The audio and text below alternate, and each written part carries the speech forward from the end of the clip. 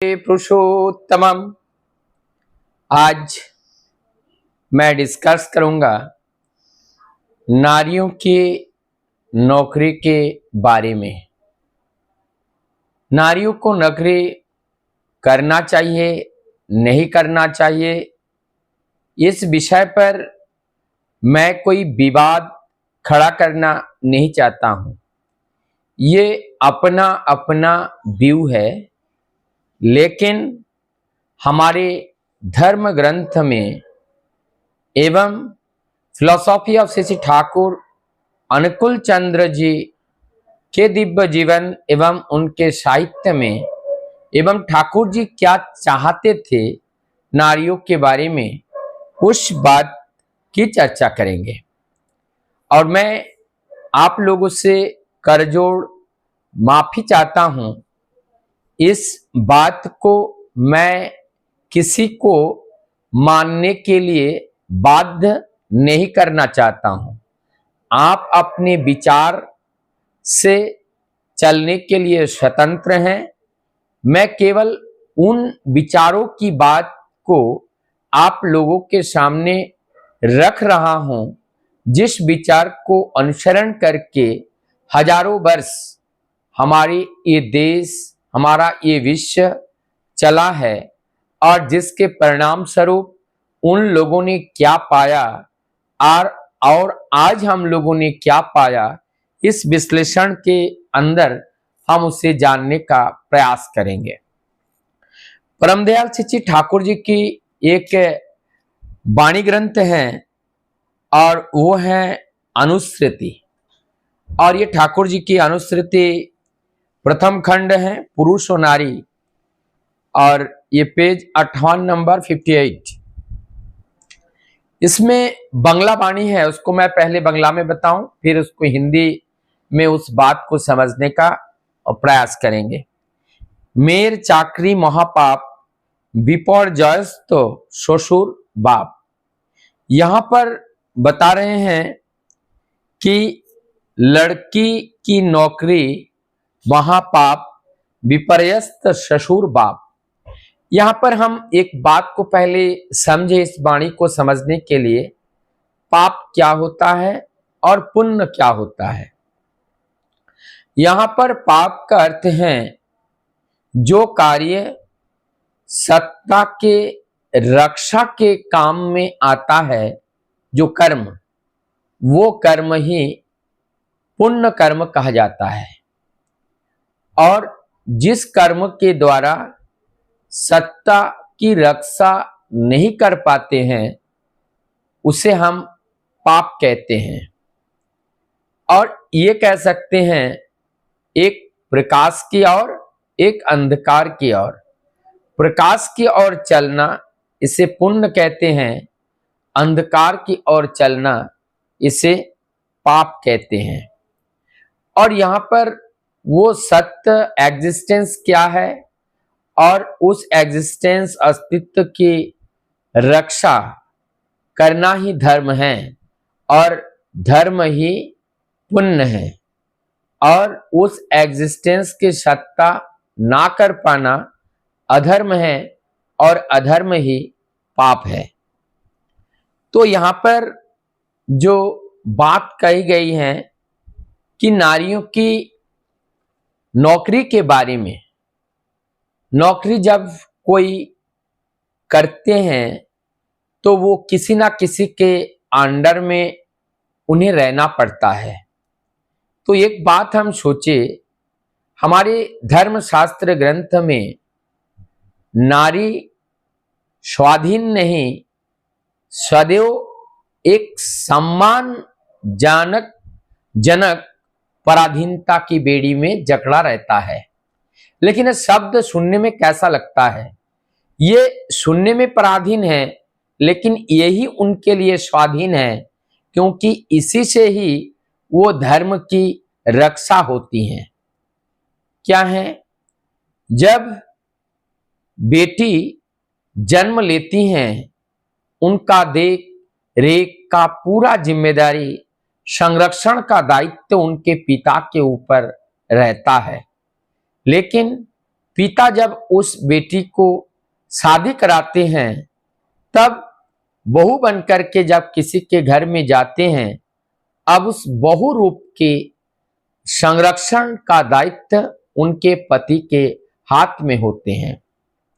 और जब यही नारी वार्धक्यता को प्राप्त करती हैं, तब उनके संरक्षण का जो दायित्व है वो अपने संतान, अपने पुत्र के हाथ में होता है। तो यहां नारी अपने ये तीनों अवस्था में वो किसी ना किसी संरक्षक के अधीन रहती हैं और इसमें रहकर वो अपने धर्म की रक्षा करते हुए परिवार को सुंदर बनाने के लिए यथावत प्रयास करते हुए वो आगे चलती हैं। इसके विपरीत यदि किसी प्रतिष्ठान में जब वो सेवा के सेवार्थ वहां पर जाती हैं, किसी ना किसी के अधीन होकर वो रहती हैं, आज इस आधुनिक जीवन में हम देख पा रहे हैं। एक उदाहरण से हम यहां पर भी समझने का प्रयास करेंगे। जो डाइवोर्स का जो रीडिंग था, जो रेट था, जो परसेंटेज था, यहां से 50 वर्ष पहले जहां नारियों की नौकरी, मैंने यहां पे एक बात स्पष्ट कर दूं, नारी की शिक्षा की बात नहीं कह रहे हैं। नारी की शिक्षा 100% होनी चाहिए, उच्च शिक्षा से शिक्षित होनी चाहिए, लेकिन शिक्षा केवल उदार पूर्ति के लिए नहीं होती है। शिक्षा समाज को एक नई दिशा देने के लिए जो धारक, पालक और संरक्षक पद पे जो आसीन होने के लिए जो संतान चाहिए, उस संतान को जन्म देने का मुख्य कारक या घटक कहिए वो मां होती हैं। इसीलिए वो मां पूर्णांग शिक्षा के अधिकारी होती हैं, तब जाकर के उस गर्भ में एक सुसंतान जन्म ले पाती हैं। तो यहां पर जो नौकरी की बात कही गई है, जो मैं अभी चर्चा कर रहा था, पराधीनता की जंजीर में रहकर, बॉस के अंडर में रहकर स्वावलंबी बनकर जब वहां नौकरी करती हैं, तब उनकी भाव भंगिमा कुछ अलग हो जाता है।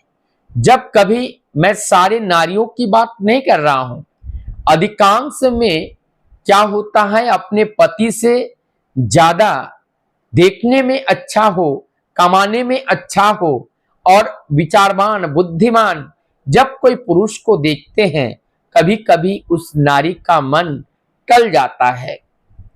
और ऐसा जब मन भ्रमित होते हैं और भ्रमित के अंदर और अपने पति के पास जब जाते हैं और ऐसे दाम्पत्य के बीच में जो संतान आते हैं, उस संतान डिफेक्टेड हो जाते हैं, क्योंकि उनका मन अपने पति के प्रति संपूर्ण समर्पित नहीं हो पाते हैं। उनका मन किसी और को थोड़ा सही लेकिन वो दे चुका है। चाहे इस बात को कोई स्वीकार करना चाहे चाहे ना चाहे, मन डोलता है। मन यहाँ पे डिस्टॉर्टेड होता है। और जहां ये मन डिस्टॉर्टेड हो गया, अपने पति के प्रति उनका श्रद्धा थोड़ा डगमगाता है। ऐसे डगमगाने के कारण उन्हीं के माध्यम से जो संतान संतति धरती पर आते हैं, वो ठीक ठीक सबको सम्मान नहीं कर पाते हैं। इसीलिए शायद परम दयाल श्री ठाकुर जी ने लड़कियों की नौकरी की निषिद्ध वाणी इसीलिए दिए हैं, ताकि वो सुप्रजनन के कारक हैं। और एक वाणी है, जिस वाणी में ठाकुर जी कहते हैं, यहाँ पर जो बांग्ला वाणी है, इसी अनुश्रुति ग्रंथ के प्रथम खंड में, जे मेरा चाकरी करे जनन जाति ताराई हरे। जनन जाति, अभी जो मैं डिस्कस कर रहा था, जो लड़कियां नौकरी करती हैं, ठाकुर जी कहते हैं जनन जाति, वो जनन जाति वही होता है। जनन जाति अर्थात ये जनक है, कैसे? संतान का, चाहे वो लड़का हो चाहे लड़की हो, वो एक नारी के गर्भ से ही आती है। और यदि वो शुद्ध नहीं हुआ तो वहां से जो जाति का उत्पन्न होगा वो जाति संपूर्ण रूप से वहां पर परिष्कृत नहीं होगा, शुद्ध नहीं होगा।